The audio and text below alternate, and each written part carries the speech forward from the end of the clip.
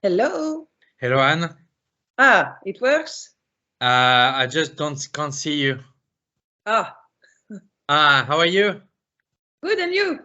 Good. Thank you very much for joining. Nice to meet you. Nice to meet you. Are you French? Yes, Voilà. The name sounds French. yes, and the accent as well, I guess. Oui, c'est ça. Un petit peu, ouais. So thank you for making the time for us. I think this is pretty special. So we are going to organize a lovely dinner around your wines. That's going to be on the 16th of February in a wine bar in Melbourne. And I thought about doing a little interview with you so that we could add this to the booklet that we are going to offer to our guests. So I do have, I'm really excited, I have to say. I'm so pleased. I love your wines. Like I've had some of the greatest emotions with your Clos Saint-Une not long ago. We opened a 01 and it was absolutely stunning. And I mean, the whole world love your wine as well. But we just wanted to share our passion for Trimbach to the greater audience, and so we're very happy. So I thought about before we go deep into the world of Trimbach, I thought maybe we could start with one question that I wanted to ask you.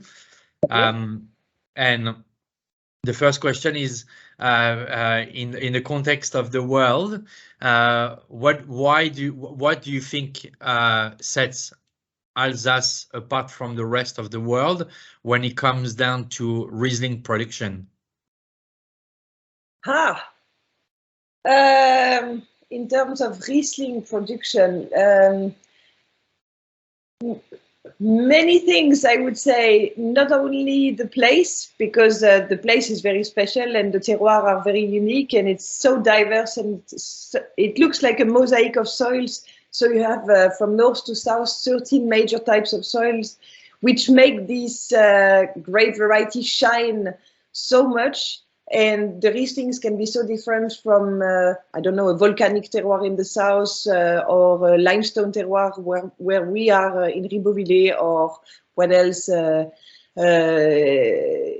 Another example, granite terroir. The sensation in the mouthfeel is so different, which makes it very unique, first of all. And then I would say people from Alsace are very unique as well, very special, very generous.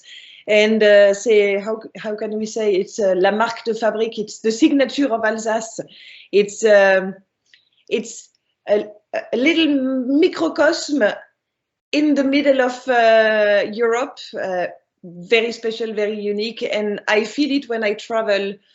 When I come back to my hometown and my place, I can feel that we are not different, but kind of different and unique.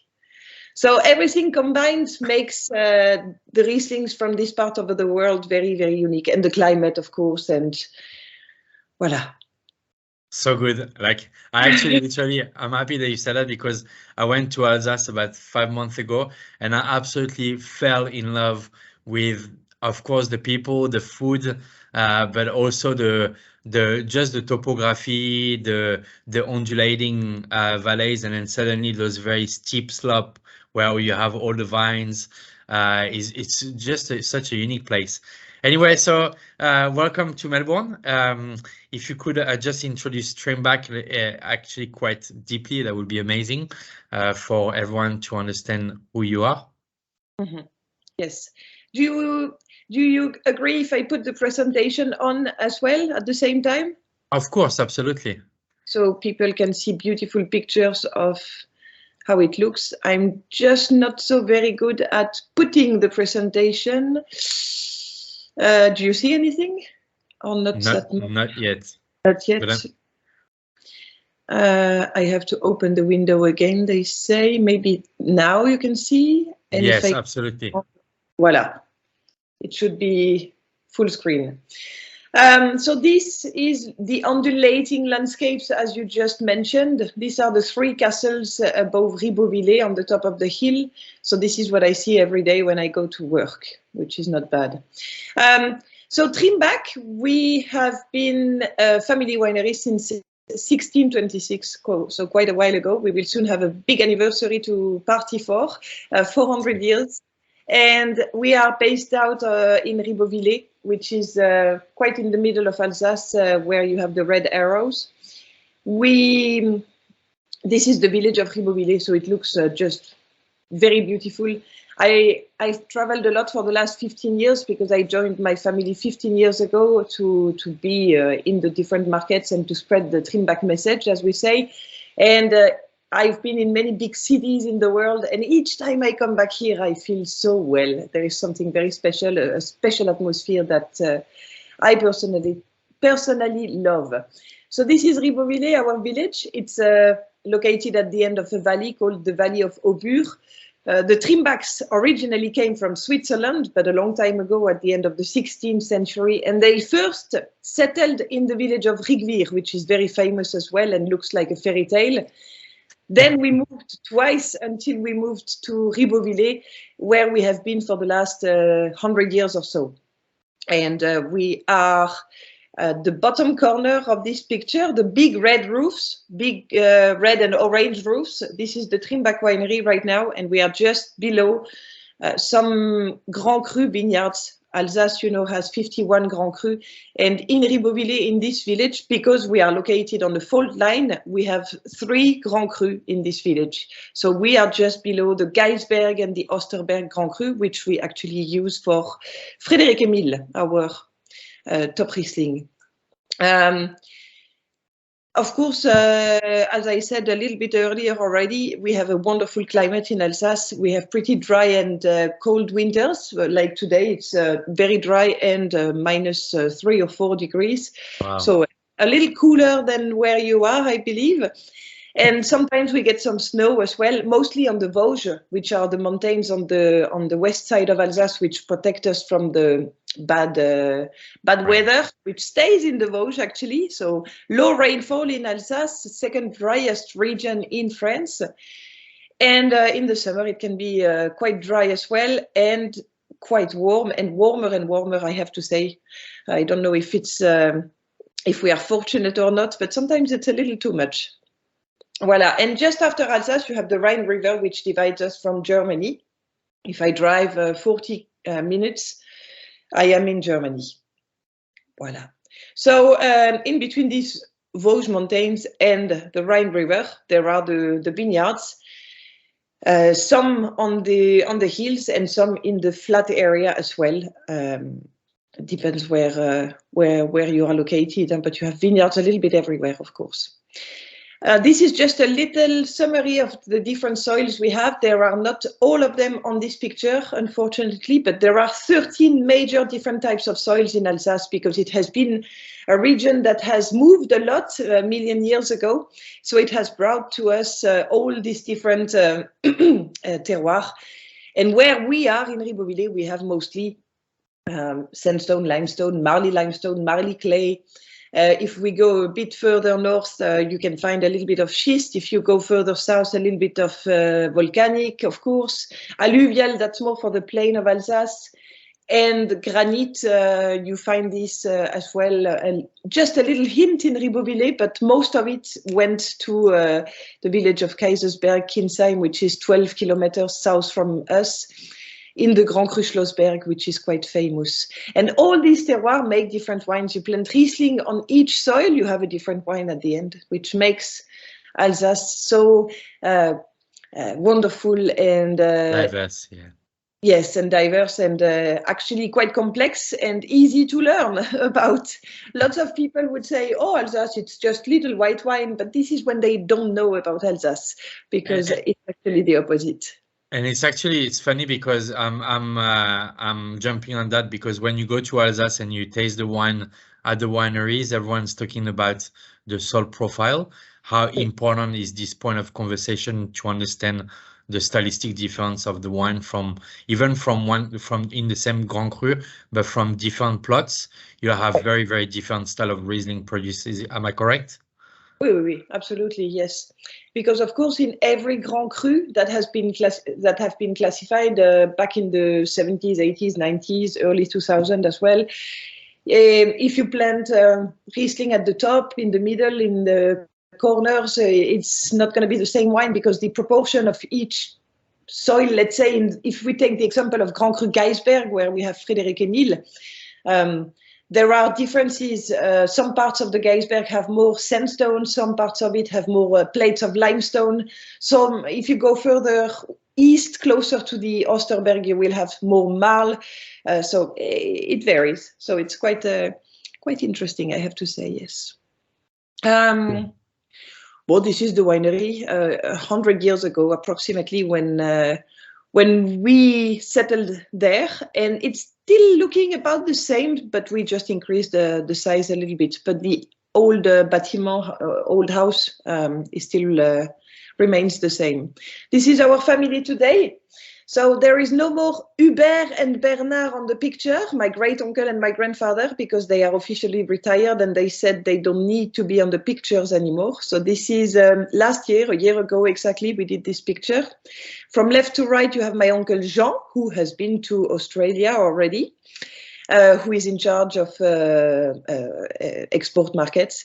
My cousin Julien, his son, who is going to take over winemaking in a few years from now, when my father, who is on the right side, decides to retire, which could eventually happen someday, but we don't know.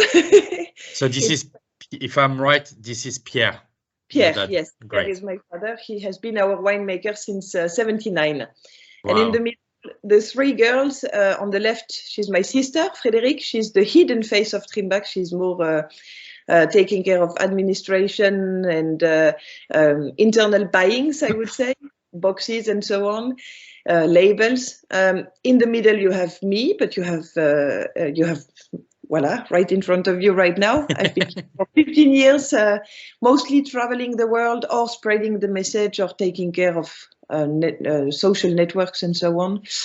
And my cousin Pauline, she's the eldest daughter of Jean, and she just joined our family almost 2 years ago for the French market. Voilà, nice. She's the face for French market. So who is like, just to jump quickly, what is your, obviously France is your biggest market. It's, and after France, what are the? Actually, the export markets are very, very big for us. Okay. USA has been #1 for many, many years because we started to export wines a long time ago. We were kind of pioneers in Alsace when it comes to exportations. So USA has been first one, but because they are a big size, the country is big. Then it has been Denmark or Sweden or Norway for many, many years, or England, UK, I mean. These are the five best markets, and France is, let's say, #2 if we take the total world. But France only represents 10% of the sales every year. I mean, only. But no supermarkets, nothing like that. So just beautiful wine cellars and restaurants mostly. If I recorded well, I think there was 23 3-Michelin star restaurants in France that list your wine. Something like that, yes. Okay. Maybe a bit more right now. Out of 26 or 27, I doubt now. There must be 23 or 24 listing the wines. We miss 1, 2, or 3. I can't be sure right now, but we are working on that. And soon there will be the new Michelin stars happening in Alsace this year, so we will know more at that time. That's amazing. We had a French director for the French market for 43 years, and his dream was to be everywhere in all the 3-star Michelin restaurants with our wines, and to go eat there as well, of course. A foodie. Pierre and Julien, so these are the men of the family that work on the technical side, and Julien has been here for 6 or 7 years now, so he's slowly taking over, mostly working in the vineyards, still a lot, because if you don't have good grapes, you can't make great wines, and my father is teaching him the vinification process and so on. This is the winery today, in today's world. So beautiful. And voila how it looks. If you ever come to Ribeauvillé and to our tasting room, so far it looks like that. And the cellar, sometimes we make visits of the cellar as well. We have stainless steel, we have old casks, the oldest one being from 1717, which means we don't use new wood for none of the wine. Even Pinot Noir is vinified neutral style, no barrique, nothing like that. And we like to keep our wines a long time before to sell them, or as long as we can. So we have lots of pallets and lots of bottles in the cellar. When we produce 900,000 bottles every year, we store right now, we age 3 million bottles in the cellar for making them ready when they go on the markets. Are they all in the winery, or do you have different points of cellaring? No, everything at the winery, from the press room with 4 pneumatic presses of different sizes to the bottling line, and downstairs under the winery you don't expect and you don't see a huge cellar. So everything at the same place. So I kind of know where all the family lunch and dinners are being held. Your wines that you will have at the dinner, they could come from this cellar. I don't know from where you have them, but probably you have stored them for a while. We have a library, so this is the library at the winery. When we have a wonderful wine dinner, we have the possibility to bring something a little older to these wine dinners. Today we produce a lot of Riesling. Some people are producing bubbles. We never produced any Crémant. So we decided many years ago, my grandfather decided so, to focus on Riesling, because for him it's the most amazing white grape variety in the world. So far, 51% of our production is Riesling, and then comes Pinot Gris and Gewürztraminer and Pinot Blanc. Pinot Noir is growing slowly, not fast enough to my point of view, because I love Pinot Noir. Well, they all love it as well, but we planted more for the future, so this is good news. And a little amount of Muscat and Sylvaner, but very little, so it's more difficult to see them abroad. But when people come to Alsace, they can enjoy them. It's funny because Gewürztraminer, it's probably one of the most underrated grape variety in Alsace for sure. Yes, very true. Yesterday, I had a question regarding English for a back label, and I asked one of my best friends, she's an English teacher, and it was about Gewürztraminer, and she said, well, tell them to drink Riesling. In the mind of people, Riesling is like the grape variety, but Gewürztraminer, when it's well made, it's such an outstanding grape variety as well, and you can have beautiful food and wine pairings with this grape as well. Voila. Sorry, just before we go into the vineyard, do you want to talk a little bit about? I've had a few questions around viticulture and what was the most important opportunities and challenges when it comes to viticulture in Alsace overall, and what is it that you guys doing at Trimbach that makes the fruit so good? Well, I think we have always been very, how can I say, careful in the vineyards. We have never used chemicals in the vineyards and things like that. We have not been classified or certified anything until this year. We will be organic certified, but we have always well worked the vineyards. And recently, for the last, let's say, a good 15 years, even more, because slowly, little by little, the team of the vineyards has improved. We have a wonderful chef de culture, and he hired the right people, which means passionate people, mostly young people, which is great because we form them, we teach them, and then they are happy with us and they stay and they love what they do. So this is very important as well. Yes, today we can say we are organic. We started to work the vineyards organically with Clos Sainte-Une back in 2008, and little by little we added one more vineyard, etc., hired more people. We do a little bit of biodynamic things as well, but it's not 100%. We plant more and more trees in the vineyards, back to how it was in the old days. What else do we do well? Probably many other things that don't come to my mind right now. But we work well in the vineyards, and that's why I think we improved the quality of the wines in the last years again, because it's always yes, passion and improvement every day. You aim for that in the vineyards, in the cellar, and everywhere. So, well, does that answer to your question or not really? No, absolutely, definitely, and maybe because we have to paint the picture on how some vineyards are very steep in Alsace. Is there any particular vineyard at Trimbach that is really hard to work in? Oh, yes. For many years, I thought Geisberg, the one for Frédéric Emile that we have just behind the winery, was the steepest we have. But actually, I've worked with the team in the Mandelberg Grand Cru in Mittelwihr one day, and then I felt that this one was even more complex to work, because it's very steep, and if you fell from the top, you never stop until you arrive at the bottom. So the team doesn't like to work this vineyard so much. But basically, yes, there can be very steep vineyards, and it's not the steepest, but it's the steepest at the winery. I mean, from the family.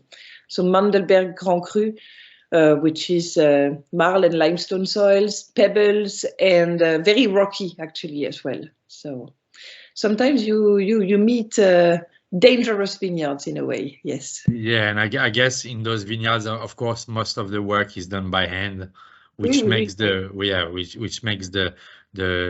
wine even more powerful and interesting to drink. Cool. Thank you to answer this question around viticulture, for sure. Of course, whenever, no problem. Yes, some vineyards we cannot use machines at all. Like Mandelberg, it's very difficult.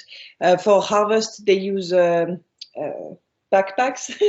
I don't remember how to say this in English, but they put the grapes behind their back and they go down slowly. And of course, we cut the grapes by hand for every vineyard. There's no point.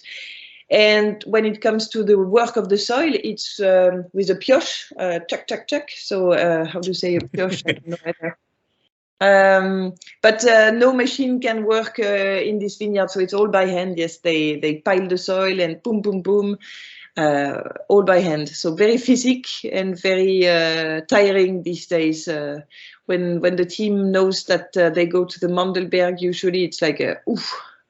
Okay. It's going to take a few weeks, but you got 50 hectares of vineyard, am I right? 61 now. Yes. 61, wow. And you're saying like, how many staff do you have at Trimbach? Total, we are 41 people, 21 for the vineyards and 20 for the winery. So preparation of the orders, office work, and 6 members of the family right now. And in the vineyards, yes, 21 all year long, and plus 40 people at least for picking the grapes when it's time to harvest. And do you get the same team year after year, or do you change them? Oh, globally, yes, they come back. They like to come back, and sometimes one is not coming, but one wants to bring the cousin or the sister or the beau-frère or whatever. So usually it's about the same team, which makes things a little bit easier when it comes to hiring people, because we know that we are quite safe. Well, this year has been a bit more difficult because it was a very early harvest, right at the beginning of September. So some people were still in vacation, or they didn't plan that we would start so early. And so we had a lack of people at the beginning of the season, so it was a little hard for the team, but well, they managed.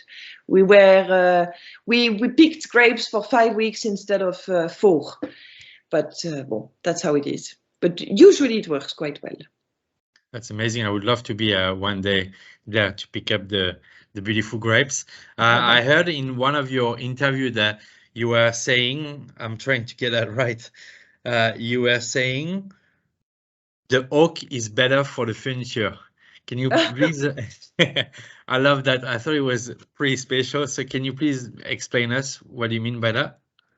But for all the grapes we pick and the grapes we buy, we think there is so much aromatics in these grapes, and the terroir is bringing already so much things to these grapes that there's no need of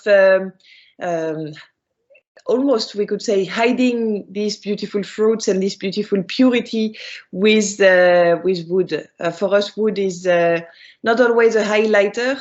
Sometimes it's a little bit too much, and it's not gâché. How do you say gâché? It's voilà. Well, first of all, we don't know how to use wood, barriques, and so on. We've never learned, and we don't have the space anymore to start doing that. But for us, as neutral is the container, the better it is. The most neutral container we can have, the better it is. My father has been classified as one of the purest winemakers of the world many years ago already. My grandfather was the same. They both like focus, purity, elegance in the wines, and they drink Burgundy or Bordeaux that use wood as well. But for what we do at the winery and the terroir we have, we consider that it's not bringing anything to the wines. Fair enough. Thank you. A purist vision, yes. Thank you for answering this. So I've got a pair of 2 Grand Cru that we are going to pour on the evening. Oui. Do you want to like very briefly talk about them quickly? Maybe just quickly the Geisberg and the Brent and the vintage as well. Oui. So you will be very lucky because these wines are quite difficult to get. Brandt or Geisberg, we produce between 3,000 and 4,000 bottles for Geisberg of these wines every year, which makes them very difficult to get. Yes, that's the terms.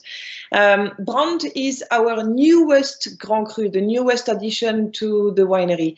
We purchased 1 hectare in 2018 and produced the first wine in 2018 because the vineyard has been worked by the predecessors every year and quite well. It's in the village of Turkheim, which is closer to Colmar, so south of where we are. And it's the part of the Grand Cru Brandt that is 100% granite, called 2 mica granite, to be really precise, if there are some geologists and terroir lovers in the attendees. 65 years old vines in the average, so a very good plot that we took over a few years back.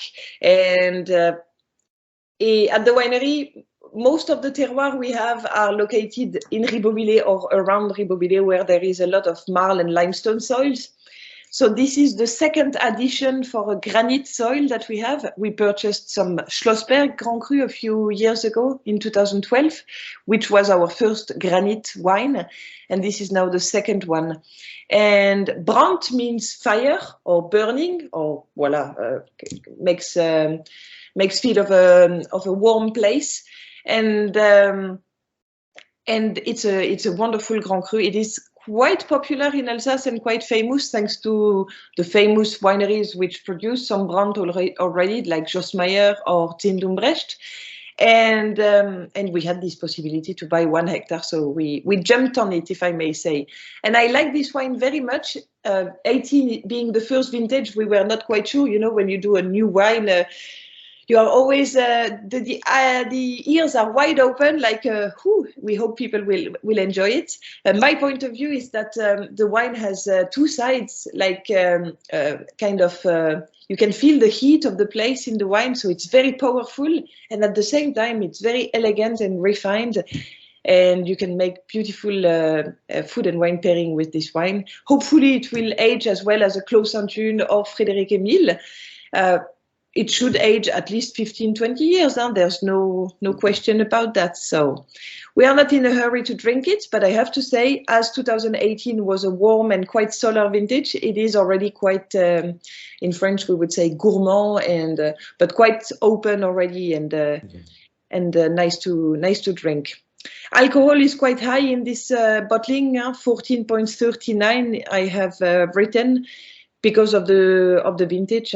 Residual sugar is low, as all our Rieslings are usually, and there is a beautiful acidity. And yes, you should enjoy it. I don't know with what you decided to pair this wine, especially, but surprise.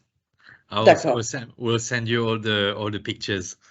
Later. Very looking forward to. I really like Brain as a Grand Cru, but I have to say I've never tasted yours, so really looking forward to that. Then we have the Geisberg 2017, which is also a very hard wine to get. We only get 2 bottles a year, so. No, oui, d'accord. Okay. No, it's good. It's perfect. Grand Cru Geisberg, this is the first Grand Cru we launched back in 2014 or 15. We have Frédéric Emile and Clos Sainte-Une, which come from Grand Cru, of course, but it's not on the label.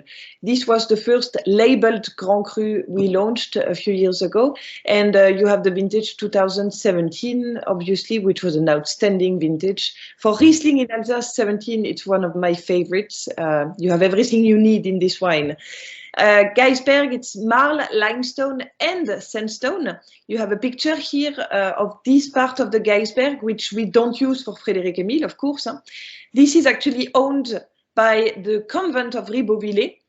It's a 2.6 hectare plot, and we so far use a little bit less than the 2.6 because we replanted a lot, and some vines are too young to enter in this Grand Cru bottling. So the grapes that we don't use go into the Riesling Reserve so far, and in a few years from now, when they have a good age, they will be integrated here, and which means we will have more wine as well at some point. So you exciting. Will get yes, it's wonderful. It's to us in Alsace, there are 13 major types of soils, but 2 styles, let's say, 2 sensations in the mouthfeel. You can classify the Grand Cru in 2 categories. Granite wines, for example, are more vertical and more linear in a way, and less horizontal, if I may say. When Geisberg, for example, it takes the whole palette. It's a more massive wine. It's larger, it's bigger, broader. And this is a very good example of the wines of Ribeauvillé. High tension and acidity, and broad wines that hit every point of the palette. I'm pregnant right now, 7 months pregnant, so I'm looking forward to drink one wine, especially it's this one. I've already ordered when I give birth at the maternity. I really would like to have a glass of Geisberg 2017. Make sure they bring a straw. A what? Une paille. Make sure they bring the paille. Why? Faisez en sorte qu'ils vous apportent la paille avec pour boire plus vite. So yes, one of the 3 Grand Cru of Ribeauvillé, a magical place, as I wrote in this little sheet, a nugget, because it's one of the smallest Grand Cru of Alsace, the second smallest.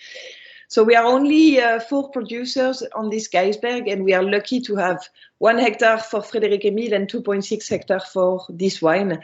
So a good size for such a small Grand Cru, but very popular as well. I mean, very well known, very recognized and reputed place for Rieslings.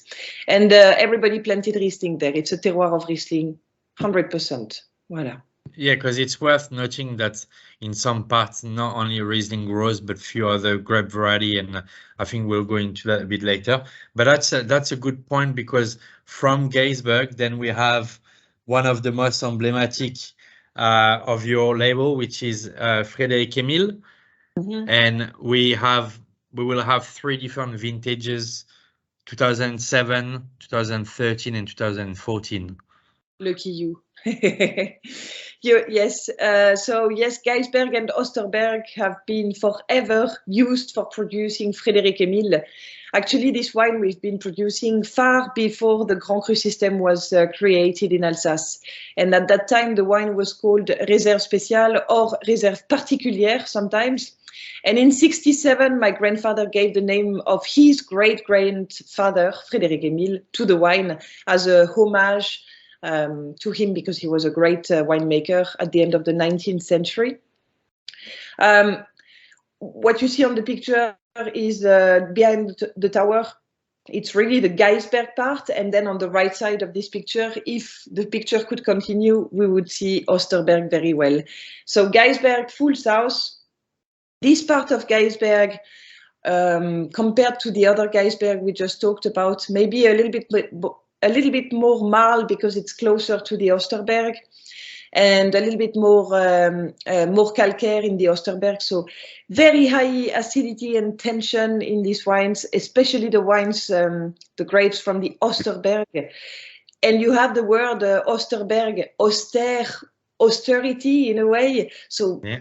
The wines, when they are young, very, very difficult to appreciate and to drink. But after some years, usually we say it needs 7 or 8 years old to be at the top. Then it's a wonderful, wonderful wine to enjoy, especially when it comes to food pairings. So we've been producing this wine for a very long time. So it became the signature Grand Cru of the family, even though the Grand Cru is not written on the label, because we blend 2 Grand Cru. So it's forbidden to blend 2 Grand Cru and have Grand Cru stipulated on the label in Alsace. But it is a benchmark of Grand Cru anyway. So we kept the original name. We could have chosen to make 2 different wines in the late 80s and mid 90s when the 2 Grand Cru got classified, but we decided not to do so because Frédéric Émile became more and more famous at that time, and it has many nicknames in the world today: Freddy Émile, Fred, Émile, FE, CFE, voilà. Yeah, we do use FE in Australia, but we're very lucky because actually the guys at Vintage and Vine, they're doing a fantastic work, and we get to have access to some back vintages, and they always drink amazingly well. There is that sensation of finesse that always come in, but at the same time that nervosity that really carry the wine. It's never too big, never too light, never disappoint. And I think this is if we had to represent outside of Australia and outside of the world of Riesling, one of the most beautiful and pretty style of dry Riesling, I would definitely go for the Frédéric Émile. It's like in French, you said j'ai pris des claques dans la tête quite a few times. So yeah, outstanding wines for sure. Thank you. Yes, and you are so lucky at that dinner. You have 3 vintages in a row, 14, which is let's say a bit more classic, but a very, very beautiful vintage with a lot of purity, and it's a crystalline wine. You will see it's amazing right now. It's well, not yet 10 years old in the bottle, but close to that. So it really becomes more and more ready to drink. And 13 is kind of the opposite. Very, very high acidity, because it's more than 9 grams of tartaric acidity per liter, which is very high in Alsace. Yeah. But a little touch of botrytis, novel rot, which is very unusual for this wine, and which makes it very charming. And I love 13 as well. 14 and 13 are magical to me. 13 was a very, very small production, though, because the harvest time, we had a lot of, how do you say, tree selection to make. Because we had a little bit of rain at some point. That's why the botrytis could come, because it was raining, and then it started we started to have sunshine again. So ideal conditions during the harvest, yes and no. At the beginning, not that much, but at the end, yes. So an atypical vintage in a way, but very beautiful results. And then 2007, I didn't try this one for a while, so this is also on my list when I'm not pregnant again, because this must be 3 or 4 years that I didn't try this wine. It was very strict at first.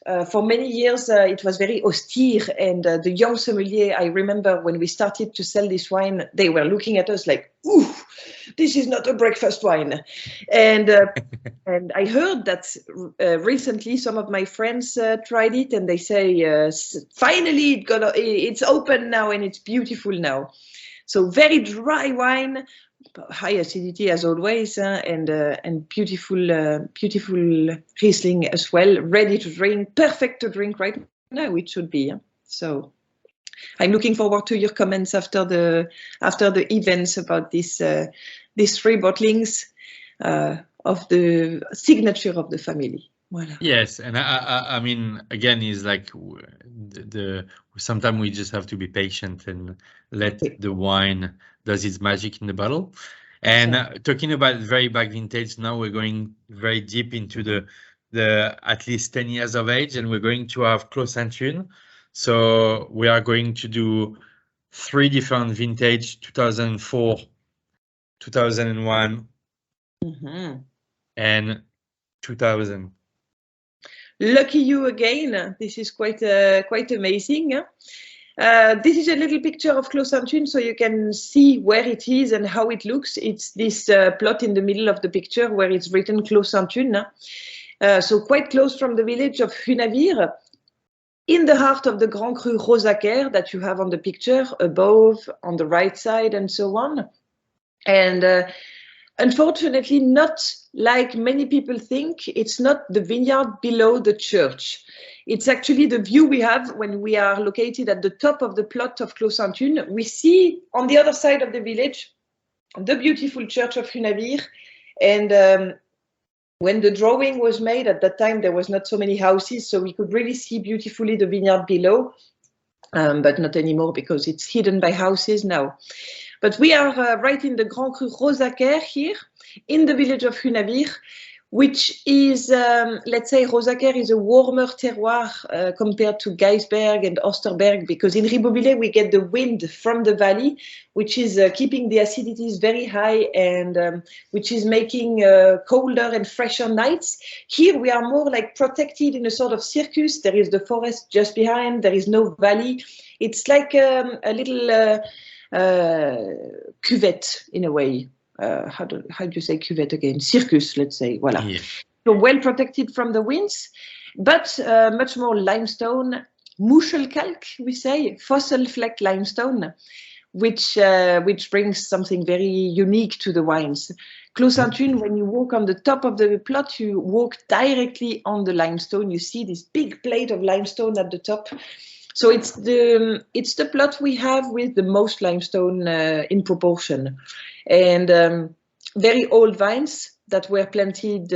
We don't know exactly when. My father said the other day that he planted the oldest vines back in 1981. Not the oldest, the youngest, sorry. And my grandfather planted some when he was a young boy, 18 or 20 years old. So the average age is quite high. And the density of plantation is a little bit higher than where we have our other vines, because it was planted a long time ago originally. So usually we have 5,500 vines per hectare. This is more likely to be a little bit more than 6,000 feet per hectare, something like that. So special machines to work the soil, that we made especially just for this vineyard, and only our chef de culture or my father or Julien, my cousin, take care of this vineyard, which is quite special. This is the first we started to grow 100% organically back in 2008. And in the middle of the plot, you can see a little hole, a rectangular hole. This is our secret place when we want to calm down, or when we want a quiet area hidden from everybody else. Here you have a little area where you have a special atmosphere. I love to go there.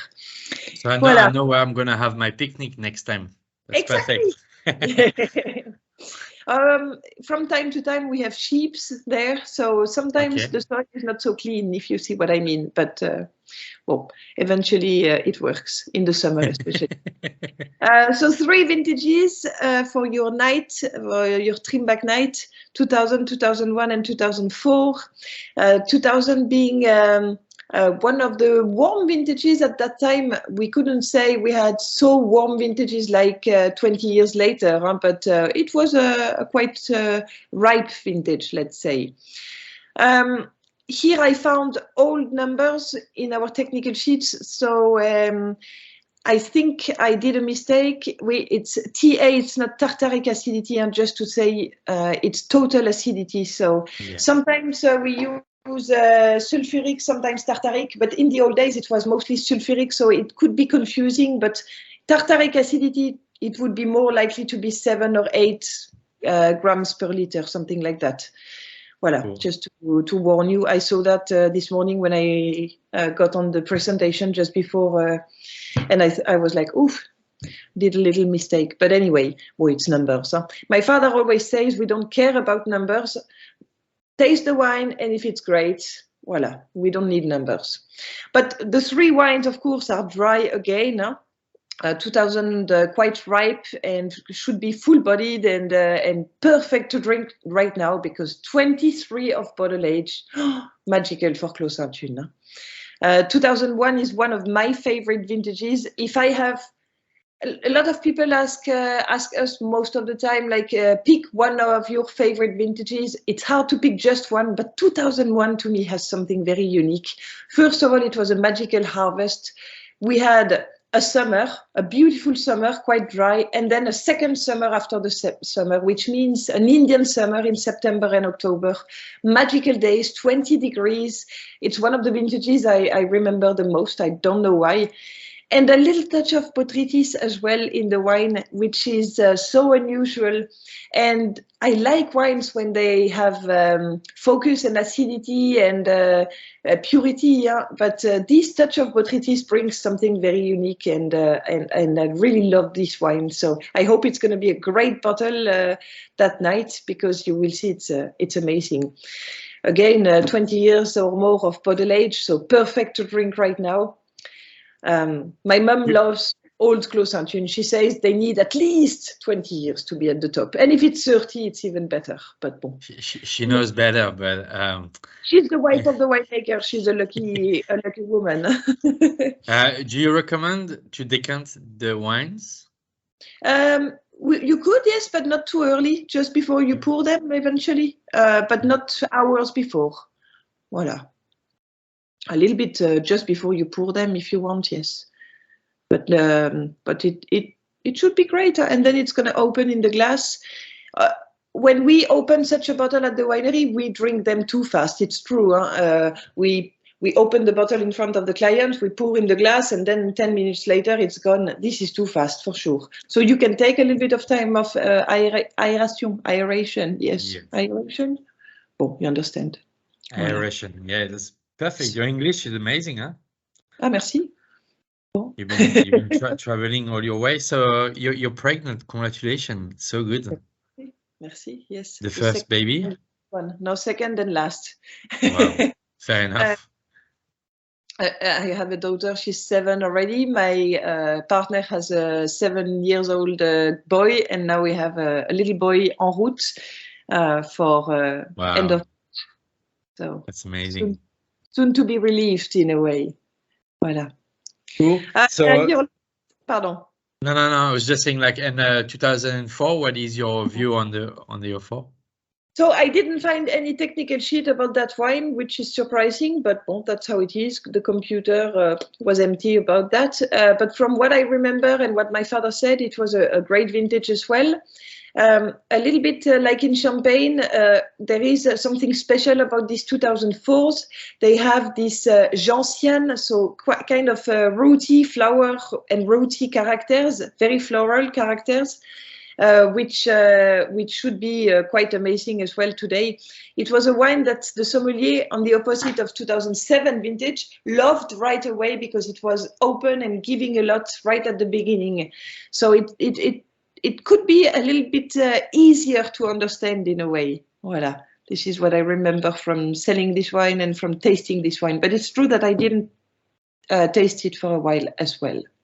So 2000, if I just jump on that, the 2000 vintage was sunny and ripe and fruity. The 2004 a bit more floral, a bit more on the aerial, and then the 2001 is like that's hallmark clos Saint-Une.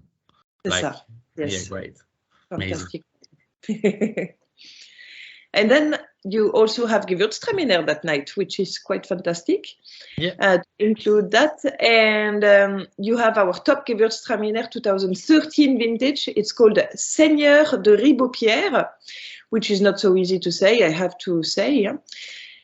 It's a homage to the kings of Ribeaupierre, who were the kings of Ribeauvillé in the old days. But the vineyards that we use for this wine have changed a little bit over the years. First, it was Grand Cru Osterberg and a place called Mulforst in Hunavir. Mm-hmm. And after that, after 2001, we planted Riesling instead in the Osterberg. So now we source the grapes from Grand Cru Mandelberg and still this place called Mulforst in Hunavir, which is not a Grand Cru, but was almost classified a Grand Cru in the old days and should become a Premier Cru at some point. Mandelberg, you have this Hollywood sign at the top of the vineyard, but you can feel a little bit already the steepness of the plot when you look at the picture. We don't produce this wine every year. It's only in the best vintages when we feel that, well, first when we get beautiful grapes, but everything happens in the cellar. The decision is taken by my father usually, and from one day to another, the wine could have disappeared because he decided that, no, it's not as it should be. It doesn't deserve the title, the name Seigneur de Ribeaupierre. And when this happens, we declassify the wine into the classic Gewürz we produce every year. So 2013, again, a beautiful vintage in Alsace, a little bit of rain at some point, but high acidities at the end and a little touch of botrytis, which makes the wines very charming in general. And you will see a fantastic Gewürztraminer, all about elegance, finesse, not too much, not too big, not tiring. You can have several glasses of the wine and your palate is still going strong. No problem. It's a Gewürztraminer as it should be to our point of view. I'm really looking forward to taste this wine because I heard a lot about the 2013 and the Seigneur de Ribeaupierre as well. So really looking forward to match that with a bit of cheese. Mm-hmm. Good choice. Yes, we're trying to get some Monster, but we'll see. Okay. Yeah. Right. It's the magical pairing, we would say, in terms of cheese pairings with a Gewürztraminer. But well, yes. Eventually to find some in Australia, that's another issue. You'll be surprised how much cheese we have. Like this is incredible. Yeah. Okay. Well, that's because I've never been to Australia yet, but at some point I would like to. Especially because we have this wonderful importer that would deserve a visit at some point. Well, it's far away. You are really far away from us, but I heard so many good things about the country. So some point. It's also for you as a Riesling producer. There are some great producers in Australia as well, especially Jeffrey Grosset, which I don't know if you heard. But yeah, I met him a few times and I enjoyed his wine a few times. But they're not so easy to find in Alsace. So. Well, I know what to bring next time I'm in Alsace. Oh, merci. Well, thank you very much, Anne, for all these beautiful explanation on your wine, your winery, the philosophy, sharing the beautiful news about your little one coming up.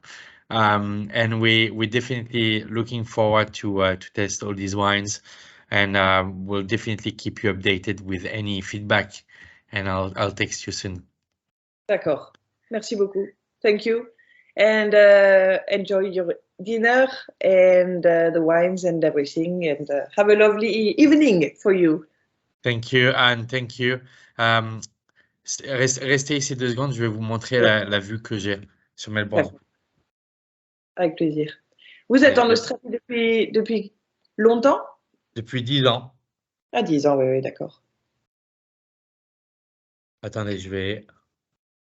Ah, mais vous êtes frozen chez moi, comme on dit, gelé. Alors ça